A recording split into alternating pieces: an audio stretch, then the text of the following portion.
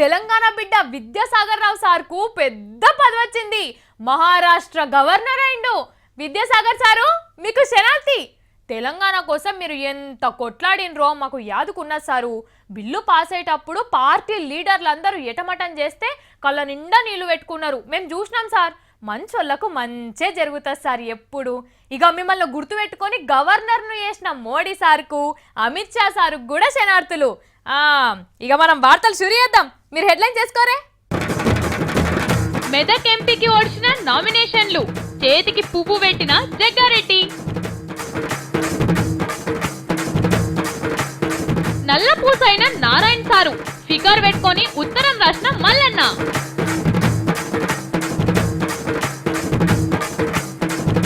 సీనియర్లకు సెలవిచ్చిన మోడీ సారు, పాత వాసన లేకుండా పార్లమెంటు బోర్డు,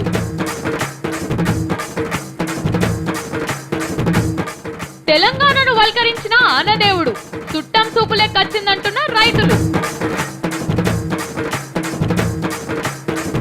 బోటి తల్కాయ బేజా పాయ, పెద్ద హోటళ్లల్లా మనింటి వంటలు. బాబా అసలు వార్తలు చూద్దామని టీవీ పెడితే చాలు కథం. నాకైతే అసలు అక్కడ ఏం జరుగుతుందో ఏమైతుందో ఏం అర్థమైతలేదు. ఇక మెదకోళ్ళు ఎట్లా అర్థం చేసుకుంటారో ఆలోచిస్తే మస్తు పరిశాన్ అవుతున్నది. మెదకోళ్ళు జర హుషారుగుండుండ్రి. పురాక ఎటు పోయి ఎటో తిరుగుతున్నదేంద్రో మెదక్ ఎంపీ పోటీ చేసేటోళ్ళ లెక్క. జగ్గారెడ్డి నిన్నమొన్నటిదాకా కాంగ్రెస్లో ఉండే ఇవాళ బీజేపీ క్యాండిడేట్ అయి పోటీ చేస్తున్నాడు. పొద్దుగాలనే పోయి బీజేపీ కండువా మెడల్ వేసుకున్నాడు పార్టీ ఆఫీస్లో. గిదేంది సారు అంటే ఏమంటున్నాడు చూడు. మరి నేను భారతీయ జనతా పార్టీలో కొత్తగా వచ్చేది ఏం లేదు. మరి ఈడ పుట్టినోన్నే ఈడ పెరిగినోన్నే మళ్ళీ సొంత ఇంటికే వచ్చిన మళ్ళీ అంతే. అంటే ఇదివరదాకా అద్దె కొంపలనే ఉన్నాం అన్నట్ట. 2 మాటల ఎమ్మెల్యే అయింది మర్మాన తల్లి పార్టీలకేనా సారు? కథ గమ్మతే ఉన్నది నీది. కానీ ఇప్పటికైనా సొంత కూట్లోనే ఉండు. చిన్నమ్మ పార్టీ చిన్నయ్య పార్టీ అని మళ్ళీ మారే కార్యక్రమం పెట్టుకోకంటున్నారు ఫ్యాన్స్. ఇక సునీత లక్ష్మారెడ్డి అమ్మ పేరు చేయి గుర్తుల ఖాయమైంది కాబట్టి కాంగ్రెస్కి వెళ్ళి నామినేషన్ కూడా వేసేసింది. ఇక కొత్త ప్రభాకర్ రెడ్డి ఈయన కారు గుర్తుకెళ్ళి కన్ఫామే అయ్యిండు. కాబట్టి ఇక పోటీ చేసేటోళ్ళ లెక్క తేలిపోయింది. అసలు ముగ్గురేవలో తెలిసిపోయింది. ఇక నామినేషన్లు కూడా వేసి పాడేసిండ్రు కాబట్టి అస్సలు పోటీ ఇళ్ళ నడమనే ఉంటుంది అంటున్నారు. ఇక మళ్ళొక పారి మా పార్టీ గుర్తుకే మీ ఓటు అని లొల్లి సురువుగా పోతున్నది మెదక్ ఊర్ల పొంటి. జనం ఇంత దూది పెట్టుకోండి చెవులల్లా. 10 రోజులు మీ పంతన అవుతారు లీడర్లు వచ్చి మాకోటేయండ్రంటే మాకోటేయండ్రి, మేము మోతే వాళ్ళం మేము దారకారులం అని ఆలోచన చేసి మీకు ఎవరు మంచి వాళ్ళు అనిపిస్తే వాళ్ళకేయండ్రి. సరేనా? మంచిది. అరే వా, ఏందో ఏం కథనో గాని తెలంగాణ మొత్తం దిల్కుష్ అయిపోయింది అనుకోరి. ఇక దేవుడే కర్ణించిండో లేకపోతే మనం రోజు 3 మార్లు చెప్తున్నామానో గాని మొత్తం దిల్కుష్ అయిపోయింది. ఆ ఖుషి వార్త ఏందో చూడురి. వానదేవునికి దయగలిగిందో చెరువులు కుంటలు ఎండిపోతున్నాయి, పబ్లిక్ నన్ను ఎట్ల నిమజ్జనం చేస్తారని వినాయకునికే అనిపించిందో గాని నిన్నటి సంధి జర్ర మొగుల మీదకెళ్ళి చినుకులు రాలుతున్నాయి. తెలంగాణ అంతటా కాకున్నా అక్కడక్కడ బాగానే కురుస్తున్నాయట. రాత్రి డల్లు పడ్డ సుమారులో డల్లు పడితే అక్కముక్క ట్రాక్టర్ పెట్టి తొక్కించి నాటేసిన 4 ఎకరాలు. మరి ఇవి చెవితి పండుగకు వాడే వానలో తుఫాను వానలో గాని పోయిన గాడికి పంటలు ఎండిపోయినా ఉన్న వాటికన్నా జర్ర జీవి గంజి పోసినట్టు అయిందని రైతులు అనుకుంటున్నారు. నిన్నగాక మొన్న ఒక వర్షం పడింది, మొత్తం ఒక వర్షం కురిసింది. అది కూడా ఎలా అని అంటే నేల ఒక 2 ఇంచుల భూమి కూడా తడిచిందో లేదో అది మాత్రం అంత కన్ఫామ్గా లేదు. మరి ఇలాంటి వర్షాకాలం మరి ఇంతవరకు కనివిని ఎరగలేదు. ఇక ఇండ్లలో ఉండేటోళ్ళకు కూడా జర్ర పానం చల్లబడ్డది. ఎట్లుండే నిన్న మొన్నటిదాకా ఓ దిక్కు కరెంటు లేక నిద్ర పోదామంటే నిద్ర పట్టక దోమలు ఉబ్బరం చెమటలు అరెరెరెరే నరకంగా అనిపించింది అనుకోరాదుర్రి. ఎన్ని దినాలాయే వానలు లేక పబ్లిక్ తన్నులాడుతున్నారు. అసలు ఇది వానాకాలమా ఎండాకాలమా అన్నట్టు కొట్టిన ఎండలైతే. అయితే ఇట్లనే ఇంకా 4 రోజులు వానలు పడతాయని వాతావరణ శాఖలు చెప్తున్నారు గాని నమ్మిక అనిపిస్తలేదు. కానీ వానలైతే కొట్టాలే, కొడితేనే ఈ కరెంటు కష్టాలు తీరి పబ్లిక్ నిమ్మలంగా ఉంటారు. ఒక సామెత ఉన్నది. ఏం సామెతది? మొన్ననే పేపర్లో చదివినా యాదికి వస్తలేదు. కొత్త కవింత పాతొక రోత. మరీ ఎక్కువ అయిపోయింది ఈ సామెత వద్దు. ఏం సామెత వాడదాం? అందతే జుట్టు అందకుంటే కాళ్ళు. ఇది కూడా వద్దు. దేనికి అనుకుంటుర్రా? మనం మోడీ సార్కే సామెత చెప్పి ముచ్చట షురు చేద్దామంటే ఏ సామెత చెప్పాలనో నాకే అర్థమైతలేదు. ఈ స్టోరీ చూడుర్రి.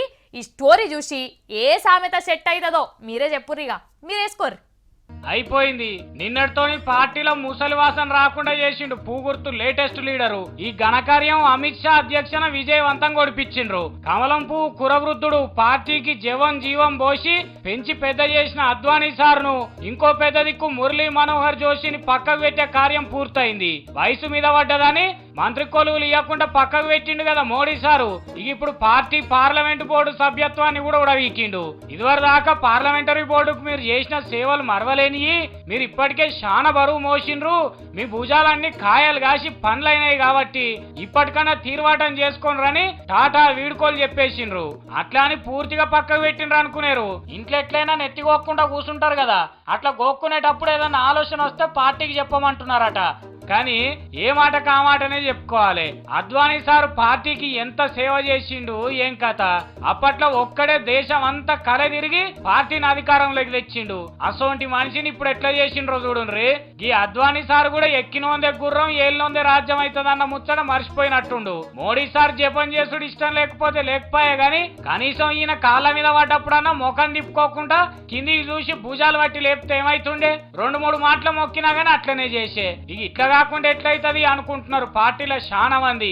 ఎవరు ఏమనుకున్నా గానీ పాత నీళ్లు ఓక తప్పది, కొత్త నీళ్లు రాక తప్పది. మొత్తానికి ఓడెక్కేదాకా ఓడమల్లన్నా, ఒడ్డెక్కినాక బోడమల్లన్నా అన్న సామెతను అక్షరాల పాటిస్తున్నాడు మోడీ సారు.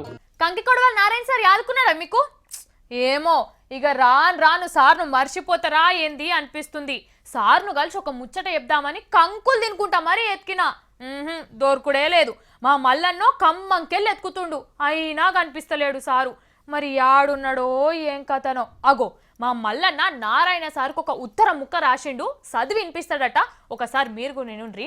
నారాయణ సారు మీరు కూడా జర్ర ఏమనుకోకుండా చూసుకుంటా ఉత్తరం వినుండ్రి.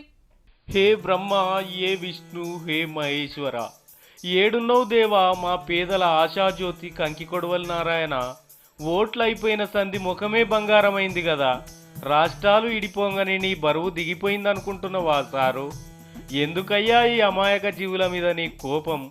ఏమన్నాం నారాయణ సారు మిమ్ములను? ఇన్ని రోజులు మా నడుమ తిరిగి మా ఇంట్లో మనిషి లెక్క ఉన్నదో లేందో కోడికూర తినిపోయేటోనివి పత్తలేవేందయ్యా? ఏడున్నదయ్యా నీ జాడ? మీరు కనిపించకపోయే వర్గాల్లో కోళ్ళు దానభుక్తలేవు సారు. మీ చిరునవ్వు చూడక ఎన్ని దినాలాయే కామ్రేడ్. ఎవలేమన్నారో చెప్పు. రాఘవుల్ సార్ తిట్టిండా? కేసీఆర్ సార్ రావద్దన్నడా? పొన్నాల లక్ష్మయ్య పంచాయతీ పెట్టుకుండా? లేకపోతే హౌస్ అరెస్ట్ ఏమన్నా చేసుకున్నావా? ఇంట్లో రెస్ట్ తీసుకుంటున్నావా? ఒకవేళ అట్లా తీసుకునేది ఉంటే మా సంగతి ఏం కావాలి? ఓ దిక్కు మెదక్ల మళ్ళా ఓట్లు అంటున్నారు, ఇంకో దిక్కు కరెంటు లేదు, బావులు ఎండిపోయినాయి, ఎక్కడి పనులు అక్కడ ఆగిపోయినాయి. ఇన్ని పనులు ఇడిచిపెట్టి ఎట్లా జాగున్నావయ్యా నారాలు? రాబిడ్డ, నీకోసం కంకికొడవలి జెండా కళ్ళలా ఒత్తులేసుకొని చూస్తున్నది రాజా. ఇందిరా పార్క్ కాడున్న ధర్నా కేంద్రం మూగబోయింది పటేలా. ఎరుపుదానానికి అలవాటు పడ్డ నీ కళ్ళల్లా మెరుపులేవి ఉత్తమ పురుష. మీరు గన్ల పడ్డ నాడు పడ్డదంటే వాన ఇదివరదాకా లేదు సారు. వాన లెక్కనే మీరు కూడా ముఖం దాచిపెట్టుకుంటే ఎట్లా నారాయణ సారు? బాబు నారాయణ, నువ్వు ఎక్కడున్నా వెంటనే సిపిఐ పార్టీ ఆఫీస్కు రాగలవు. నీ జాడ తెలవక పార్టీ కార్యకర్తలంతా బువ్వ తింటలేరు. ఈ వార్త విన్న వెంటనే వస్తావని ఆశిస్తూ నీ కంకికొడవలి. రుచికరమైన ఆంధ్ర భోజనము మా వద్ద లభించును. సొరకాయతో చేసిన సాంబారు ఉచితము. చైనీస్ ఫాస్ట్ ఫుడ్ మా ప్రత్యేకత. రాయలసీమ రుచులు చూడాలంటే మా రెస్టారెంట్కే రావాలి. వేరేటోళ్ళ రెస్టారెంట్కు అస్సలే పోవద్దు. ఇగో హైదరాబాద్లో అడుగు పెట్టుడుతోనే గి బోర్డులో పడ్డాయి. ఓర్ని, అన్నం అంటే ఆంధ్ర భోజనమా? రుచులంటే రాయలసీమనా? ఫాస్ట్ ఫుడ్ అంటే చైనా వాళ్ళదేనా? ఏమో అవుననే అనుకున్నా నేను కూడా, అట్లనే ఫిక్స్ అయిపోయినా. కానీ కాదని ఇప్పుడు మీరు కూడా ఫిక్స్ అవుతారు. చూసినారులా, తెలంగాణ వస్తే ఏమొస్తుంది అన్నారు కదా. ఇగో మర్చిపోయిన మన వంటలు రుచులన్నీ మళ్ళా బయటకు వస్తున్నాయి. బేజ, తలకాయ, పాయ, బోటి, కీమకూర, నాటుకోడి పులుసు, ఇట్లా ఒక్కటి కాదు రెండు కాదు. ఇదివరకు మన తెలంగాణలో ఏమేం కూరలు వండుకునేదో అన్ని మళ్ళా సురువైతున్నాయి. సేమ్ మన ఇండ్లలో వండుకుంటే ఎంత రుచి వస్తుందో అట్లనే తయారు చేస్తున్నారు పెద్ద పెద్ద హోటళ్ళల్లో. ఇక చూడుండ్రి ఎట్లున్నాయో. ఎట్లా అనిపిస్తుంది చూస్తుంటే? నోట్ల నీళ్లు ఊరుతలేవు. స్టార్ హోటళ్ళ కాడికెళ్ళి గల్లీ హోటళ్ళ దాకా అన్నిట్లల్లా పేర్లు గుర్తుపట్టరాని వంటలే మోపైనాయి. మన కూరలు మన రుచులే మర్చిపోయేటట్టు చేసిండ్రు. అట్లా అడ్డమైన తిండి తిని తిని నాలుకే కమ్మటి రుచే దొరకకుండా కాబట్టి కడుపంతా పెంట పెంట తయారు కాబట్టి. కానీ ఇదివరకు సంది అట్లా కాదు. ఇక హైదరాబాద్లో ఉన్న అన్ని హోటళ్ళల్లో తెలంగాణ వంటలు స్పెషల్గా తయారు చేస్తున్నారు. పాత జ్ఞాపకాలు తెచ్చుకున్నట్టుగా పాత ఫుడ్స్ కూడా జ్ఞాపకాలు తెచ్చుకోమని పెట్టాము. 100 సంవత్సరాల వెనక్కి వెళ్ళిపోయినట్టే. సో ఆ టైంలో ఉన్న మెమరీస్ ప్రకారంగా ఆ టైంలో తయారైన కొన్ని ఫుడ్స్ మేము ఇక్కడ సప్లై చేస్తాం. ఇన్నరా మర్చిపోయిన వంటలన్నీ మళ్ళీ యాదికొచ్చేటట్టు చేస్తున్నారట. ఈ హోటళ్ళల్లో ఏమేమి మంచిగా ఉంటాయో వీళ్ళు చెప్తున్నారు. ఇన్నుండ్రిగా మన తెలంగాణ డిషెస్ అనేసి పాయ ఒకటి, నల్లి మాంసం ఒకటి, బోటి ఒకటి, బేజా ఒకటి చాలా బాగుంటుంది ఇక్కడ. ఇట్లా తెలంగాణ వంటకాలను హైదరాబాద్లోనే కాదు తెలంగాణలో ఉన్న అన్ని హోటళ్ళల్లో పెడుతున్నాం అంటున్నారు తెలంగాణ హోటళ్ళ సంఘపోళ్ళు. అంటే ఇప్పటి సంది తెలంగాణలో ఉన్న ఏ హోటల్ ముంగడ చూసినా చైనీస్ ఫుడ్, కాంటినెంటల్ డిషెస్ అని కాకుండా తెలంగాణ స్పెషల్ ఫుడ్స్ అని రాసి ఉంటుంది అన్నట్టు. ఇగో ఇట్లుంటాయి అన్నట్టు మన తెలంగాణ మనకు వస్తే వచ్చే మార్పులు. ఇదొక్క వంటల ముచ్చటనే, ఇంకా మారేటి చాలా ఉంటాయి. ఇట్లా ఏమేం మారుతున్నాయి అన్న ముచ్చట ఎప్పటికప్పుడు చూపిస్తాం. తయారుండుండ్రిగా.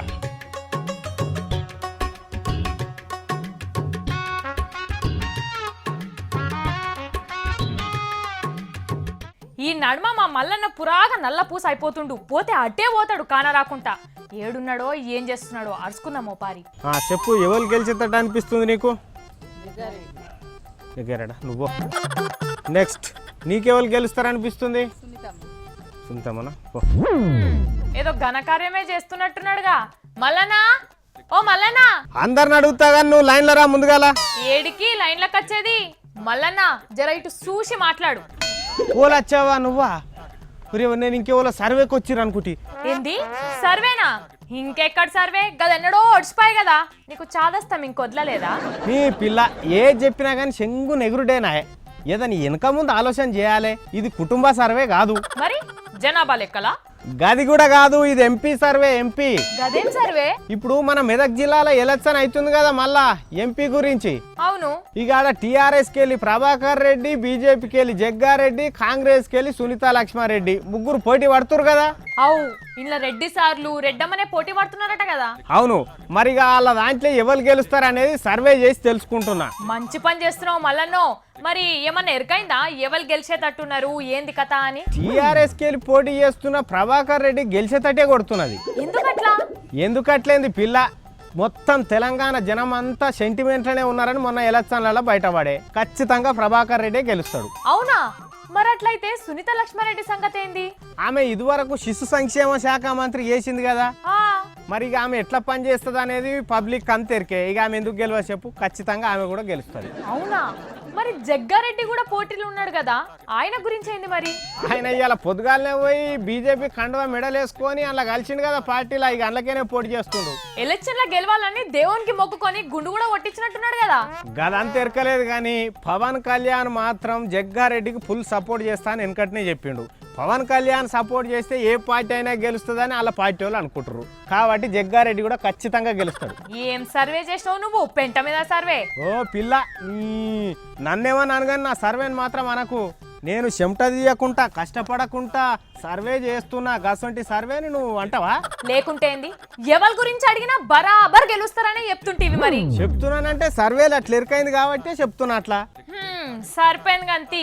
ఇది సర్వేలు గిర్వేలు కాదు కానీ వాళ్ళ రాశులు నక్షత్రాలు చూస్తే తెలుస్తుంది ఏంది కథ అని. అవి కూడా చూసిన ముగ్గురు జాతకం ఎట్లున్నది ఏం కథ అని. అవునా? ఏం తెలిసింది మరి?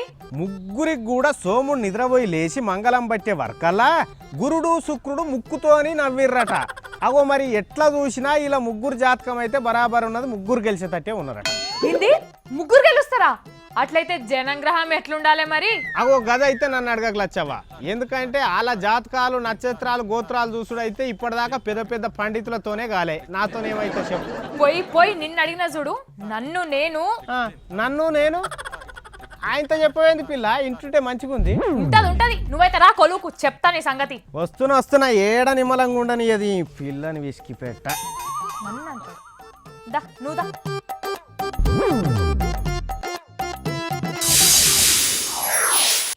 నిన్న వానలు ఒక ఫోన్ వస్తుంది. అవండి.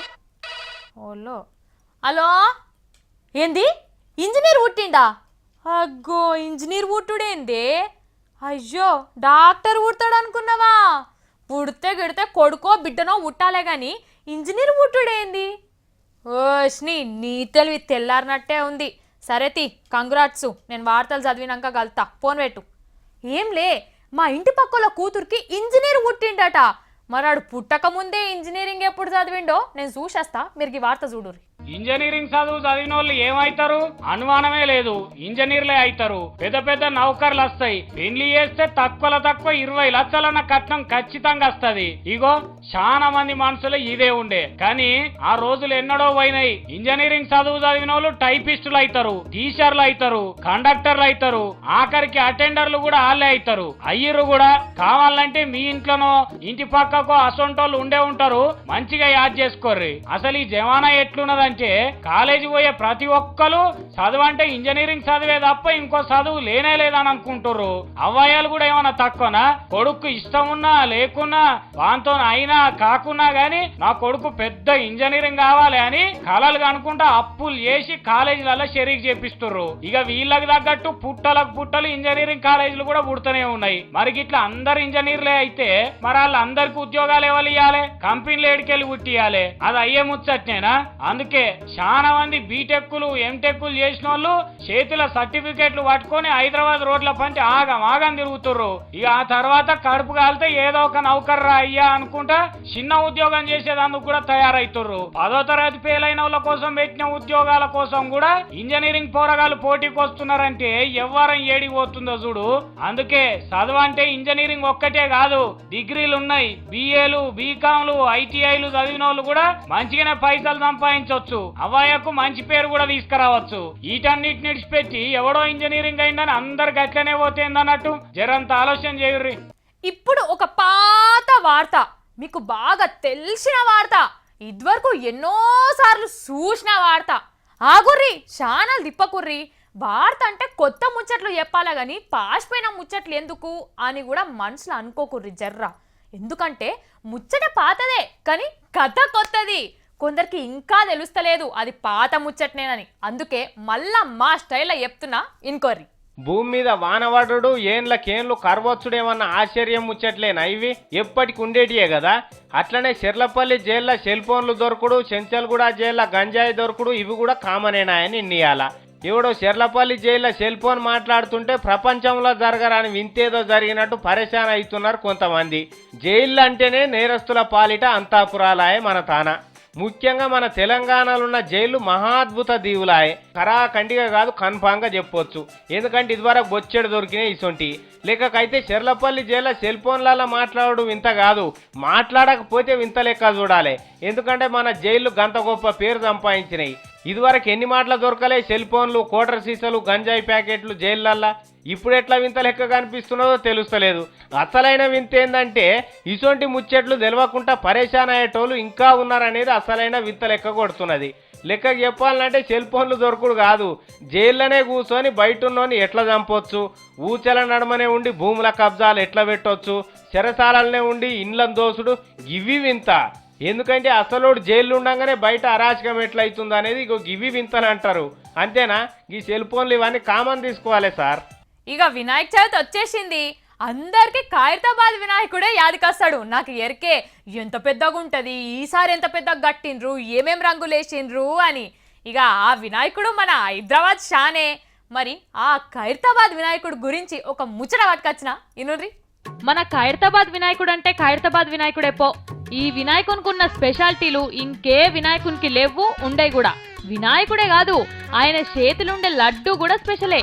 ఎందుకంటే ఈ లడ్డును ఇక్కడక్కడ తయారు చేయలే, ఆంధ్ర స్పెషల్ లడ్డు అది.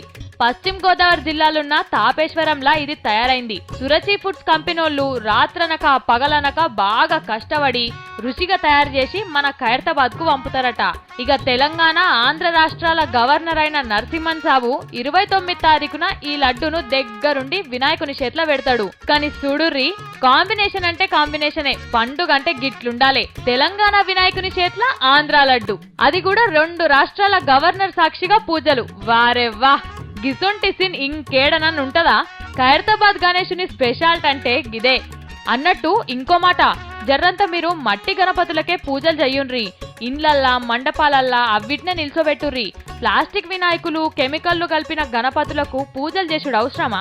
గా విగ్రహాలు నీళ్ళల్లేస్తే అవి కరిగై మన్నుగావు. నీళ్ళనే నమ్ముకున్న జీవులు సర్వనాశనం, వాతావరణం కూడా ఖరాబు, లాస్ట్కి వస్తే మనకే లాసు. అందుకే మట్టి విగ్రహాలను నిల్చోబెడితేనే మనందరికి మంచిది. దేవుడు కూడా మస్తు ఖుషి అవుతాడు. అసలు వానలు పడతలేవు, కరెంట్ ఉంటలేదు, పొలాలు ఎండిపోతున్నాయి. మరి ఇట్లా కరువు ఎందుకు వచ్చిందో తెలుసా? ఆ ముచ్చట నాకు తెలిసింది. ఇంతకు ముందే కరీంనగర్ వాళ్ళు చెప్పిండ్రు, వాళ్ళు చేసినట్టు చేస్తే కరువు గిరువు అనేదే ఉండదట. మరి వాళ్ళు ఏం చేసిండ్రు, మనకేమైనా వనకొస్తుందేమో. ఓపర్ చూద్దాం నడురి. కొందరు మనుషులకు దరిద్రం పట్టినట్టే ఊర్లకు కూడా దరిద్రం పడుతుంటదని పబ్లిక్ నమ్ముతుంటారు. అంటే ఊర్లో సరిగ్గా వానలు పడకపోవుడు, పంటలు వండకపోవుడు, ఊర్లున్న పబ్లిక్ కు ఏదన్నా కీడు జరుగుడు ఇసుంటి అన్నట్టు. ఇట్లా అయినప్పుడు ఊర్లలో పండుగలు, బొడ్రాయి పూజలు, జాతరలు చేస్తుంటారు. అట్లనే కరీంనగర్ జిల్లా చందుర్తి మండలంలో ఉన్న రుద్రంగి ఊరోళ్ళు ఏం చేస్తున్నారో సుడురి. ఇగో ఊరంతా ఇండ్లలున్న జాడికట్టలు, షాటలు, గంపలు, తట్టలు, బుట్టలు ఇట్లా అన్ని బండ్లేసుకొని పోతున్నారు. మొఖాలకు పసుపు కుంకుమ ఊసుకొని, ఒంటి మీద పాత చినిగిపోయిన బట్టలేసుకొని, జాడి కట్టలు చేతిలో పట్టుకొని, డప్పులు కొట్టుకుంటా డాన్సులు చేసుకుంటా ఊరవతలికి పోతారు. ఇట్లా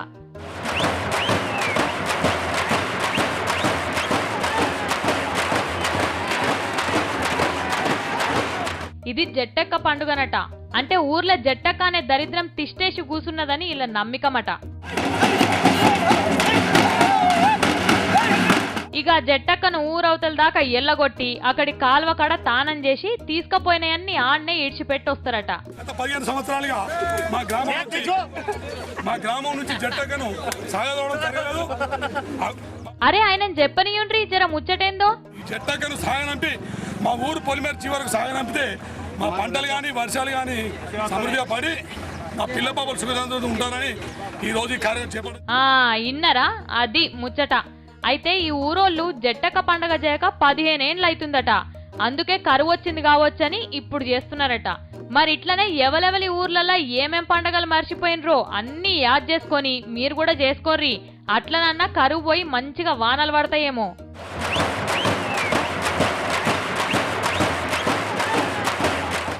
అగురి రైతుల వాడుతున్నదట, అలాని కలిసేసేద్దాం పారి నడురి. నిన్నయాల చదువుకున్న ఎవరన్నా బర్లకాడికి పోరా, అవిటికి మేతేసి పాలు విండి పోరా అంటే వింటున్నారా?